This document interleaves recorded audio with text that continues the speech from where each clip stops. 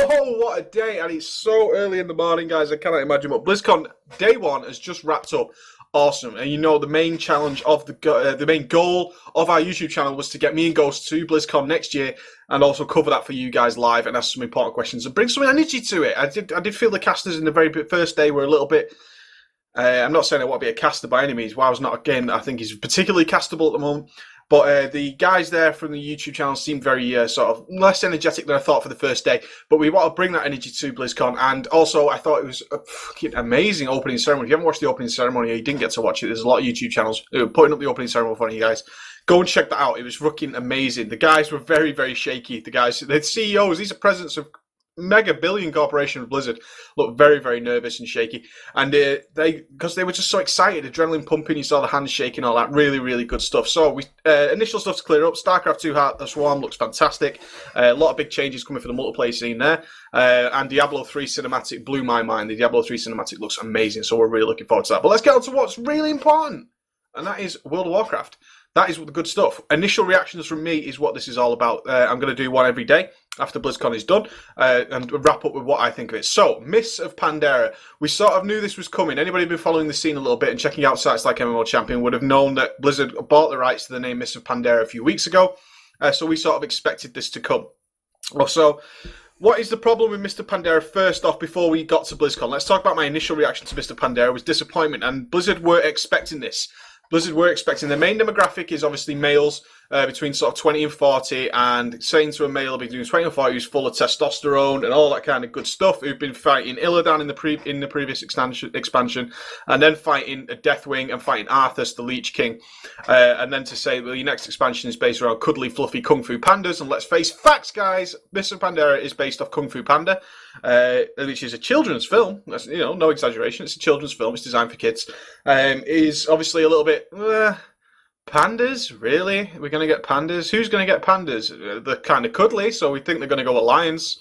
That was our initial reaction. But pandas, I'm not feeling the pandas so much. And that was generally the thoughts. And I was saying we had a little bit of event conversation going on with a couple of us while BlizzCon opening ceremony was going on. I was saying, please don't be pandas. Be an April Fool. Be something else. Be something really super awesome. And it was Mr. Pandaria. Okay, so if Mr. Pandaria was announced, I was kind of feeling down. I was kind of thinking, well, that's kind of maybe this is going to be the nail in the coffin for me. And then they sort of did a little bit of a sales pitch. Blizzard was expecting, very, very clever. If you ever worked in sales or you have any sort of interest in sales and selling things to people, which I do in real life, I'm not going to tell you too many details about my real life job, but I am heavily involved in sales. My job is to sell our product to people for a lot of money. That's what I do.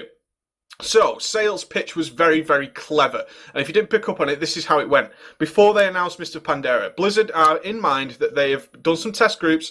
The idea of getting pandas in has not been very popular with their target demographic. It's obviously bring in some younger crowd and a lot of females who like pandas. I showed the pandas to my fiance, and she went, "Oh, I quite like pandas." And my girlfriend, fiance, should I say, does not play games at all, hates games, doesn't play them whatsoever. And she saw the panda and she thought, oh, I play a panda, so that's what they're aiming at. So Blizzard did a very, very clever thing from a sales point of view. They initially, before this, announced on their opening ceremony is, they did this tagline, very, very clever, this is beautiful. They said, we don't want you to pick which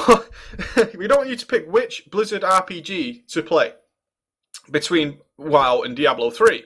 Because they're both hugely popular. Diablo 3, due to the style of Diablo 3, is obviously more beneficial and more appealing to their target demographic, which they're now worried they'll lose because of the Mists of Pandaria title. So they said, well, what if we give everybody who plays World of Warcraft Diablo 3 for free? Oh, and that got the crowd absolutely wild and crazy. And they said this, if you pay for 12 months of World of Warcraft, or you subscribe for 12 months, you don't have to pay up front, but just guarantee to Blizzard you will pay World of Warcraft for the next 12 months, which guarantees that you will still be playing when Mists of Pandaria launches. That's the important part here. They will give you Diablo 3 for free. So they only lose a little bit of money per copy of Diablo 3. Obviously still making a profit. Diablo 3 estimated sales is in the millions, okay? So, and obviously they make a large profit on that game anyway. So they're still going to make a profit. But they said, look, this is what I read between the lines from that comment. This is my initial reaction from a salesperson's point of view of what they're trying to do. We know you don't aren't going to like the name Mists of Pandaria. It's just not as cool as the Burning Crusade, Wrath of the Lich King, Cataclysm, Pandas. It just doesn't work, okay? And we know this reaction is going to come. What they're saying is, look, play the game when it comes out, because we have a good feeling that you're going to enjoy the Mists of Pandaria anyway. We're including this panda stuff. Yes, it's a little bit cutesy cuddly. It's not really on the same sort of lines. But the game itself is actually going to be pretty sweet, and we're confident it's going to be sweet. What we don't want to see happen is people quit because it says Mists of Pandaria on the box, never really try it, and we lose a lot of the WoW player base. Because let's not be under any confusion here. World of Warcraft is the staple income for Blizzard. It's huge. Millions upon millions of people pay their subscription every month, and that's a lot of money. That is an incredible amount of money. So that is propping up, that is their main income, okay? So we've got this situation where Blizzard very cleverly said, okay, pay us for 12 months, we'll give you Diablo 3 for free, all right, and also that guarantees that when Pandarians launch, you're going to have a World of Warcraft account that is active and guaranteed, so you're probably going to check it out anyway. We're also going to give you, which is another clever thing, free guaranteed access to the Pandaren beta. So you're going to be able to check it out for free. And who's not going to check it out for free? If you're a gamer and you've paid for a game for 12 months, of course you're going to check the game out if you get free access to the beta, which means to me that the beta is actually probably not that actually too far away. In my personal opinion, it's not actually too far away. It's a few months, don't get me wrong, but we're not talking about a year or so. We've got the last World of Warcraft expansion coming very, very shortly. That is almost fully complete, patch 4.3. And now we're going to be looking towards Mists of Pandaria straight after that. There's going to be no major content patch for the current game of World of Warcraft, current Cataclysm. There's going to be no more major content for that. Next, we're all looking towards Pandaria. Okay, so they've guaranteed themselves is this idea, because players save money. We save money if we think we're going to be playing World of Warcraft in the next 12 months. We actually save a lot of money and get Diablo 3 on top as well. So very clever. So then they go ahead, after doing that and getting the crowd all riled up, then they announce, yes, it is Mists of Pandaria. Okay, so the crowd was a little bit less enthusiastic at that, which is understandable. It was my same sort of approach. When she said, yes, here's the video, it's Mists of Pandaria, they showed it, it's very Kung Fu Panda themed, and then the initial video did not inspire me as a player. As a guy who's played the game for 6 years, I saw this. It was nothing compared to Deathwing flying over and sundering the entire world. Let's face facts. It was very Kung Fu Panda. That's what it was. End of story. So, moving past that, so we've got this initial reaction. Blizzard has tried to hook us in for the next 12 months, so we'll at least try Mists of Pandaria. Then the real info started coming out, and that's what we're going to talk about today. That is my feedback. So that's my initial feedback from the opening ceremony. Was disappointed, did not want the Mists of Pandaria. Mists of Pandaria is confirmed. That is our next expansion, and it's going to be coming very, very shortly in terms of Blizzard timescale. Remember, Blizzard is one company that makes only currently 3 games realistically, and that supports the biggest gaming company in the world, pretty much, independent developer. So that is a huge thing. So, Mists of Pandaria, let's break it down a little bit into what we're going to get. We are going to get a level cap increase to 90. Boring. We knew that was coming anyway. We're going to get 5 new zones to investigate. Yeah, expected. Nothing crazy about that. They're going to be big zones, apparently, blah, blah, blah, blah. We're going to move people. We want people to come out of the cities and explore the world. We've heard that before. I always hold my breath on that, because eventually people who are capped generally aren't going to explore too much unless you do something really amazing. So that's up to Blizzard to pull it off. But I've heard that same tagline a few times before. We want to get people out of the cities. What happens? We all stay in the cities, because there's no reason to do it. In my opinion, the only way you're going to stop people from just staying in the cities is getting rid of things like looking for group and looking for dungeon, and especially looking for raid, which is coming shortly. Because why would you? If you can instantly queue. As soon as looking for dungeon came in, I never left the city. Why would I? I'd finished all the quests, etc. So there you go. Okay, so let's move on to the important stuff, besides the obvious stuff, which is we get a new expansion, we get to level more, and there's some more zones, and it's got pandas in it with some different styles of mobs. That stuff doesn't interest me. Doesn't interest me too much. I'll enjoy it while I play it, but once I've done it, I've done Cataclysm a few times, fine. It's a wonderful zone, don't get me wrong, and I've advocated that all the way through, especially my leveling video. I told you how much I enjoyed the zones. That's fine, but it's expected of a new expansion. That stuff is expected. It's nothing exciting, if you understand what I mean. That's nothing new. So let's move on to what is new. What is the good stuff? So we're going to get this new race, which is the pandas, obviously. Interestingly enough, we were all thinking earlier, who's going to get them? Most probably Alliance. Our Horde going to get something to offset that. They've decided pandas will choose to be Alliance or Horde at level 10. We have a same starting zone as a panda, and then you get to choose to be Horde and Alliance. Very clever move. Very clever move, just by creating what is made a lot of cost savings for Blizzard, and it's a very clever idea, is that there's going to be a new class as well, the Monk, which pandas can be, and they just affect both sides equally. For balancing issues, it's so much easier just to say, well, it's one class that affects both sides. There's nothing else to think about. One new race can go to either side, no issue at all. Okay, so very wise. Quite happy with that. Really, really good. So, we then get to the idea of the new monk class. What can they be? I said beforehand, actually, well, what is this going to be? More than likely, it's going to be a tank healer and a melee DPS. Looking at the Kung Fu style, that says melee DPS to me. It also says they can be a tank. And the fact that they can be a monk, which is obviously some sort of caster, they're also going to be very, very healer-based. So nothing new there. Nothing unsurprising, should I say.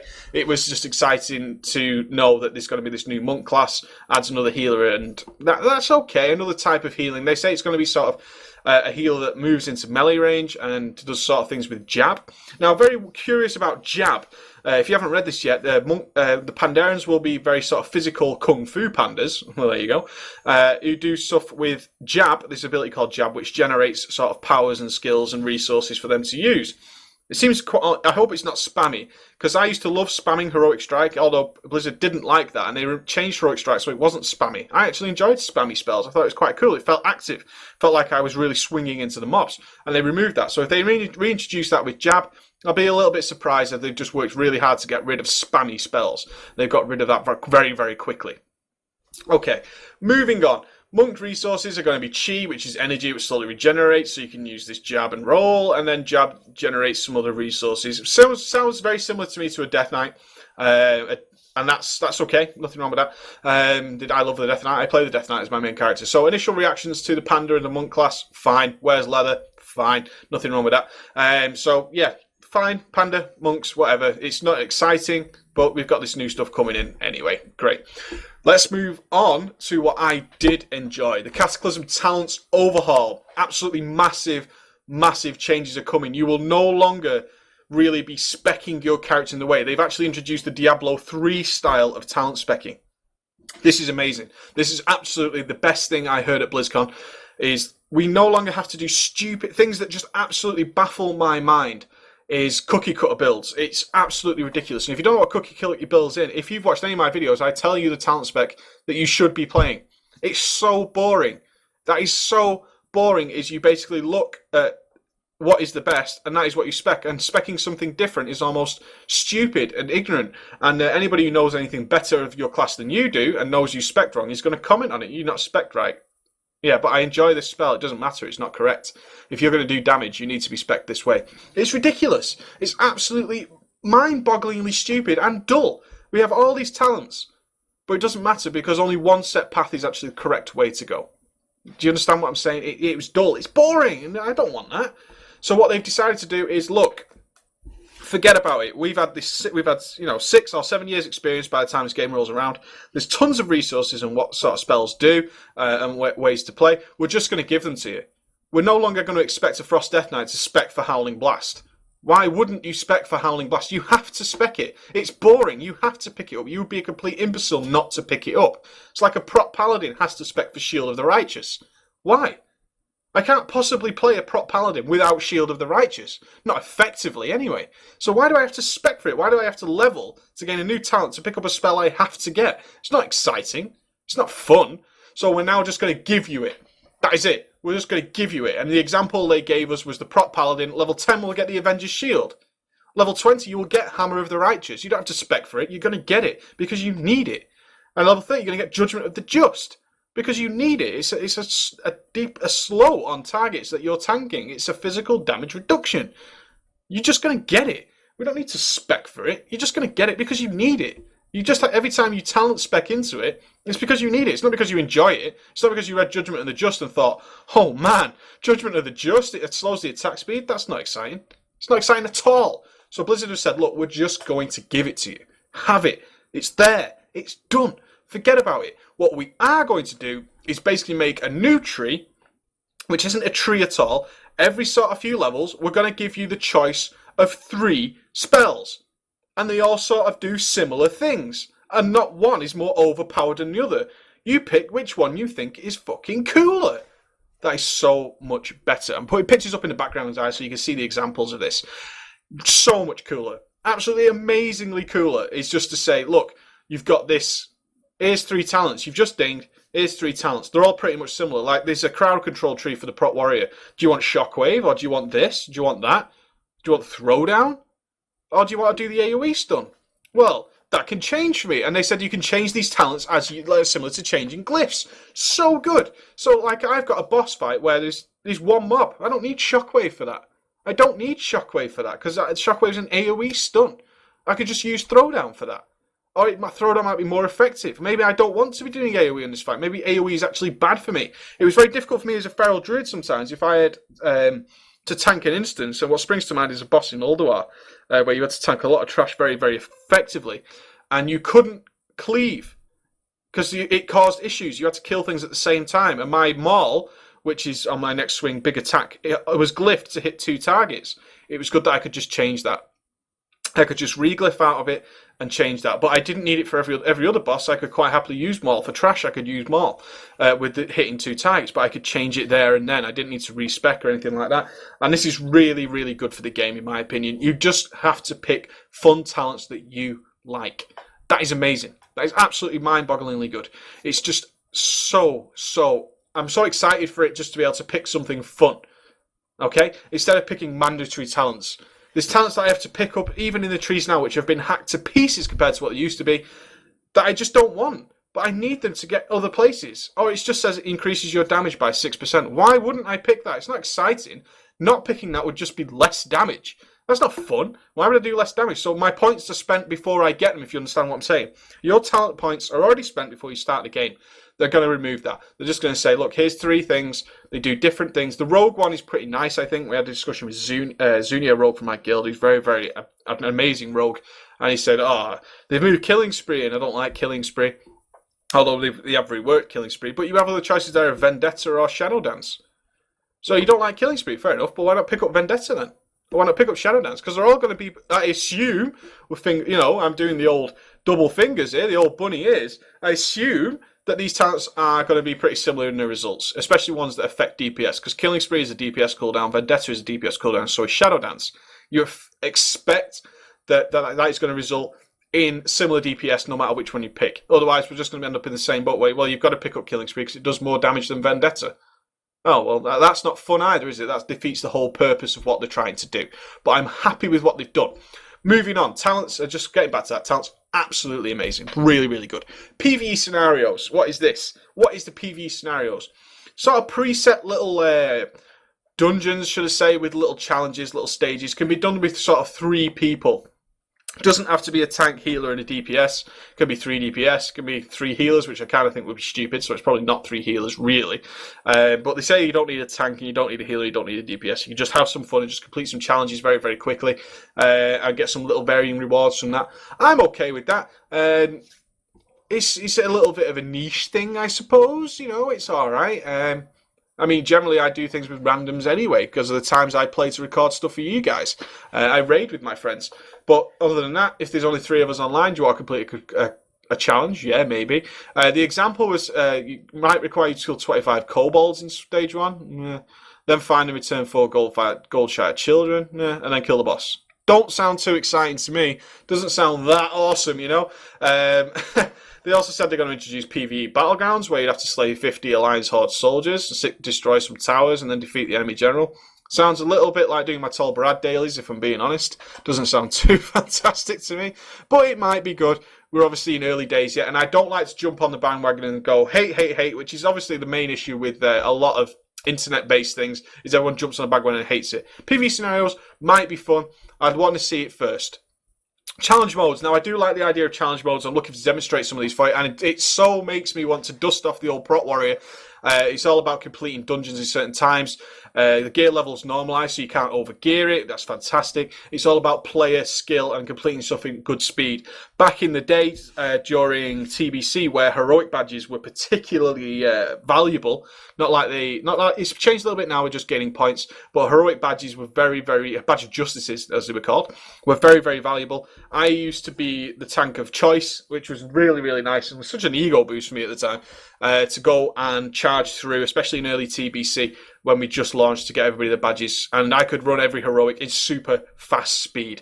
It's very, very enjoyable to do that. And as you see my Prot Warrior video, you'll know how fast I like to tank. I like to get in there. It makes me want to dust off the Prot Warrior. My Death Knight is okay. He's not that as fast as a heroic leaping, intercepting, intervening, charging Prot Warrior by any means. For a speed run anyway, to complete some gold medals, I guarantee pretty much that all those dungeons are going to have a Prot Warrior at #1 spot. Are all going to be led by the Prot Warrior, unless there's some pretty dramatic changes to the rest of the classes, because Prot Warriors are just so versatile with moving around, and they bring so much CC themselves in comparison to a Prot Paladin. I think it'll go something like this: Prot Warrior #1, Prot Paladin #2, Feral Druid, then Death Knight way at the bottom. If things stay at their current model, that is where I see it, because Prot Warriors just have so much versatility with movement. The challenge modes are looking really exciting for my Prot Warrior, and as gear is normalised, it's going to be quite nice actually to get groups together for that. I mean, you can cheese these things. Let's not get it wrong. You could, if you're looking at the current model, which is obviously going to change, you would have something like a Prot Warrior, an Enhancement Shaman, or no, let me think. I would have something like a Prot Warrior, a Combat Rogue, maybe 2 Frost Death Knights, and maybe a Resto Shaman bringing some Bloodlust and stuff, and pull off some ridiculous stuff, dropping their totems, maybe in some. You can even cheese it a little bit if you've got a really good team, depending on how normalised this gear is. Bringing an Elemental Shaman who heals, dropping his crit totems and all that kind of stuff. You can definitely pull off some little things with that, and that's okay. So yeah, that was pretty exciting too. Really looking forward to some challenge modes. It does make me want to play the Prot Warrior a little bit. As soon as I read it, I thought, ooh, that just screams Prot Warrior Preacho. Getting back to the old days. The other stuff, they said 9 new dungeons, fine. Sholomance and Scarlet Monastery are going to get heroic updates. Little bit wary about doing heroic Sholomance. I have some nightmares of heroic Sholomance from the 15 days, the 15 player days. That wasn't tanking that back in the day, especially when I was a newbie clicker. That was not that enjoyable. Maybe they're going to alter it a little bit. Scarlet Monastery, not bothered about that. I've done Scarlet Monastery to death. I can't see myself being too excited about doing Scarlet Monastery again. Sholomance I haven't done for a very, very, very, very, very long time. Probably since level 60 finished. I haven't done Sholomance. So quite looking forward to Sholomance. It was a beautifully designed dungeon. It was very atmospheric. It had a lot of extra bosses that you didn't need to do. I love that in a dungeon. But if you did them, you got a lot of extra rewards. And they were choice bosses. It wasn't a case of Halls of Origination where you've got 4 bosses and one will finish it. They were bosses that were just along the way. And if you wanted to just divert off a little bit, especially in a group of friends, you could really pull off a lot of loot from a Sholomance run. So whether they'll keep that, that'll be nice. Raids. Okay, let's talk about raids, because this is obviously Preachy's house, and Preachy's house is all about the PvE. Raids are looking a little bit ropey. Because there's no main antagonist. If you're not sure what an antagonist is, a main character that's causing all the issue. So, TBC, Illidan, Wrath of the Lich King, Arthas, and Cataclysm Deathwing. We don't have one anymore. They say they're going to focus on the war between the Alliance and the Horde. War is coming. And he tried to put it in perspective as, look, Mr. Pandaria doesn't demonstrate what's coming because we usually focus it on sort of a big, scary end boss. And that isn't existing in this model of Pandaria. So, how is that going to play out? There are raids. They said there's 3 new epic raids, blah, blah, blah. But it's not exciting because it doesn't build us to anything. When someone said to me, yeah, we've got the Black Temple, and you've got, the Black Temple sounded cool, and you knew who was in there was Illidan with his Warglaives waiting to slice your ass up, and that was pretty fucking cool. And you also had, Kael'thas is in it, and that's going to mean Tempest Keep. If any of you are not lore buffs, I am not a lore buff by any means, but as soon as somebody says to me, what I used to do, if someone said the main antagonist, I didn't really know who he is. I didn't know the backstory of Kael'thas. I just went on WoW Wiki and read his story for 5 minutes. Thought, that's pretty cool. Yeah, I'm looking forward to doing that. And it brings up things like Tempest Keep, the Well of Eternity, and all this kind of stuff. All right, that's going to be pretty sweet. Looking forward to that a little bit. And then you see Tempest Keep up in Netherstorm, and fuck me, does that look cool. And I wanted to do that. So the raids aren't looking too exciting at the minute because we don't really know what it's about them, and it's not leading to a main antagonist. How it's going to play out with the overall story, which is the war between the Alliance and the Horde, and us devastating Pandaria. That is what he suggested will happen, is Pandaria is a peace-loving area with all the pandas and cuddly and fluffy, and we're going to wreck it. We're going to go in there like a total bunch of ballers and just tear that place up, because basically we're angry animal people, and that's what's going to happen. So, how that's going to play out, we don't know. Maybe we'll find out a little bit more over the next couple of days. Don't know. But as it stands now, that's fine. Questing, increased focus on max level content. Heard that all before. And this is the line that bothered me a little bit, guys. A little bit confusion. Incentives for dungeons and raiders to run quests and do outdoor daily kind of stuff. For example, finishing a quest might give you a buff for the day, and maybe that buff will let you roll on a loot that only appears to people with that buff. That bothers me. That bothers me a great deal, because let's say we had the Firelands dailies, which were, for all accounts, awful. They were terrible. There was no reward, they took far too long, and the end result when you completed it was jack all. It was absolutely crap. In my opinion, you unlocked all 3 vendors, and you had all 3 vendors, and that was your reward for it. And it took a hell of a long time to get there, and a lot of quests to get there. I don't particularly like doing dailies. I don't. They're very poor income compared to just doing the auction house. And generally, once you've done a couple of them, you've done them all. And, you know, just repeatedly running them isn't exciting. Now they're suggesting I might have to do a daily in order to get a buff to rolling on loot I want. That bothers me a little bit. Why, you know, raiding is enough, really. That's a commitment of sort of 3 hours, 3-4 hours. But I also have to do a daily on the same day I do my raid. What if we're doing progression and we're raiding for sort of 3, 4, 5 days? Do I have to do a daily 5 days in a time to make sure an item drops for me? Interested in how that's going to play out. Not jumping on the bandwagon to hate. Don't want to do that. It just bothers me a little bit that might be a situation I'm in. Not too happy about having to log in even earlier just to get a... Because I generally log for the raid. I don't really play... There's nothing for my Death Knight to do. I work a lot, and I also produce videos for you guys. So obviously I don't really log into my Death Knight before it's raid time. So now I have to kind of maybe cut down on what I'm doing elsewhere to go in and do my daily 20 minutes earlier. You know, so a little bit iffy on that one. No flying until max level, which is awesome. Flying around just absolutely spoils the initial content of new leveling. It's all about exploring the zones. As I've said to you a million times, please go and watch my leveling video if you don't understand my perspective on this, but you should enjoy your game. You've paid for this game.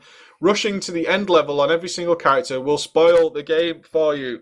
Explore it. I know people who have been playing, even now, it's near the end of the expansion, who have never, ever gone past the first 2 parts of Vashir, let alone going into the final parts. You ride fucking Jules Verne's submarine towards the end of that fucking game, and you fight giant squids. It's awesome. Go and do it. Aye. So, yeah, removing flying is a general improvement to that. Exploring the world, being part of the world instead of looking at your map, that's where the next boss is. Fly him out, fly over absolutely everything, ignore it, land. I saw more of the sky in my first... Because, don't get me wrong, guys, I always turbo nerd my first chart to level 85, so I can be ready to get my dungeons done, get that gear up before a lot of other people get there. I was sort of EU... I want to say 4th on my druid to 85. I got beat by SDW from Method, Git, and a couple of other people on my server who beat me very, very closer. Very, very close. But I was almost there. I almost got the first. Yeah, EU 4th, I think, on my druid. It was pretty decent, actually. We got the Realm First Priest for a friend of mine called Zero, which was decent enough to get. So we were very close. That's how close we were. We did get one Realm First among us. So we were very close on that. So I do turbo nerd my first character. Then my alts, actually, you know, I have 10 alts, or 9 alts, should I say. I go and enjoy the world. I go and enjoy it, and hopefully I'll get on the beta and bring that to you. So, no flying up to max level. Brilliant. Faction improvements. We can level our reputations in a group instead of a single one. Fine. Happy with that. Nothing wrong with that. A lot of new battlegrounds. They said they've introduced the Ashari Crater, which is a Dota-style PvP battleground. We'll be very interested in that. If you're not sure what Dota is, if you ever played League of Legends, or, well, if you know what League of Legends is and what League of Legends looks like, that's what Dota is. Same sort of thing. It's a MOBA. So I'll be interested to see if they've actually introduced that, because it's a little bit of fun. Let's talk about the other thing that's the major thing. There's a couple of little changes. I'm not too bothered about the different BGs. Yeah, fine, you're introducing new arenas. That's to be expected. All right, new achievements to be expected. Resilience is now going to be a base stat, as it always should have been, in my opinion. Resilience should not be something that you cap and then you start building resilience. Crazy. Absolutely crazy. It should be a base stat like any other. It's so important for PvP. It should be a base stat. So, yeah, that's fine. No problem with that. A lot of class changes. Warlocks are getting some huge changes. Looking forward to testing this on a beta and showing you guys these videos. Affliction's going to keep soul shards, but they're going to change the resources for demonology and for destruction. Demonology is going to get a resource that builds up so you can boost your metamorphosis. Going to be interesting. And destruction gets some infernal embers, which is going to build up to some crazy spell. I imagine that's going to be some sort of variation of soul fire. Using fire spells is going to build this up. Shaman's buff totems are gone. Fine. Was happy with that. Being constantly having to move and drop totems just to buff the rest of the raid was an absolute pain in the ass. All totems are now something fun. Earth Grab, Repulsion, Bulwark. So we're going to have sort of, maybe even all Shamans are going to get some cooldown. Maybe Spirit Links get removed. We'll see. Druids are getting 4 specs. finally, druids are getting 4 specs. It made no sense that druids had this advantage of feral druids, where as soon as they got taunted off, they could quite happily go on DPS. And that happened on a lot of fights just to go and boost their DPS. They changed it a little bit so it made it harder to pick up the decent DPS talents. But still, it's nice that they're getting their own tree for that, and they can really focus on druid tanking, which suffers a little bit because it is part of a DPS tree. So, what was the final thing? Oh yeah, World of Pokemon. This is the phrase that is flying around the interweb. It's flying everywhere. World of Pokemon. Pretty crazy, guys, is all your pets that you've been picked up, especially you've been collecting companion pets. I know people who've got, I think they have like 100 and something. They have nearly everything in the game that can be gotten. They're missing some stuff from like Blizzcon 2008 or something crazy. Yeah, they make a big thing of it. They update their websites with where they're up to and that kind of stuff. Every time they release an achievement for having X amount of achievement pets, as soon as that patch goes live, they just earn it. They have all the pets. Now your pets are going to be able to battle, and there's also going to be pets that are around the world that you have to go and collect. It's Pokemon. They've brought Pokemon into World of Warcraft. Taking the fact that, Pokemon's lame, being a cool elitist, yeah, Pokemon's lame, that's for kids. A lot of people are excited about this, guys. A lot of people. And rightly so, I think. I think it's kind of fun that your pets actually do something other than stand there. I think if this works in raids while you're waiting, one, that's a bonus because waiting during progression can be, well, especially the raid leaders and the more, the advanced strategists are talking about how we can do things. Guys who are very much more interested in just playing the game, they get quite bored. If their pets can fight, that's fine. Waiting for invites, if there's a few people late or whatever, waiting for invites. This is my perspective as a raider. This is what I think they'll be used for heavily. And generally just having fun with your pets. I'm sure there'll be an area assigned, such as, if you want to go for a duel, you go outside the front of Orgrimmar, you go outside the front of Ironforge, and everybody's dueling there. There'll be an area which is sort of like Pokemon Central, which is where you want to fight pets. So that's going to be quite cool. And I'm happy with that. And people who enjoy collecting pets and now can go find them in the world and stuff and just bring that into the game. Why not? Blizzard is notorious for just stealing ideas. We've got Kung Fu Panda coming with Pokemon. So I'm not into it. But I'm happy that it's there because I know a lot of people who appreciate it and really like it. Most pets will become tradable even after it's leveled, so there's a new market there for the AH. Your pets are going to be account-wide. Happy with that. So that's my feedback for the first day. I'm actually really excited. There's a lot of stuff in there, especially that talent revamp. I'm really, really happy with that. The rest of the stuff is expected. This is what I say. I don't get too excited about expected things. New zones, new level caps, that kind of shit is expected. Don't get over the top with that. I don't feel that's brand new. A little bit interested in how the war between the Alliance and Hollllaa is going to play out from a PvE perspective. Looking forward to definitely bringing you some class guides when this changes the resource system and all that kind of stuff. That's going to be awesome. So good. And yeah, that's my review of the first day. We've got 2 more days to go though, guys. Anything could come up. I'm really hoping for some Project Titan stuff. They said specifically they will not bring up Project Titan at this year's BlizzCon. Please just slip some teaser in there of what it's going to be like. If it's a space-based FPS MMO, oh, creamy. So creamy. Please do that, Blizzard. Would love to see that. And that's me done for the day, guys. See you later.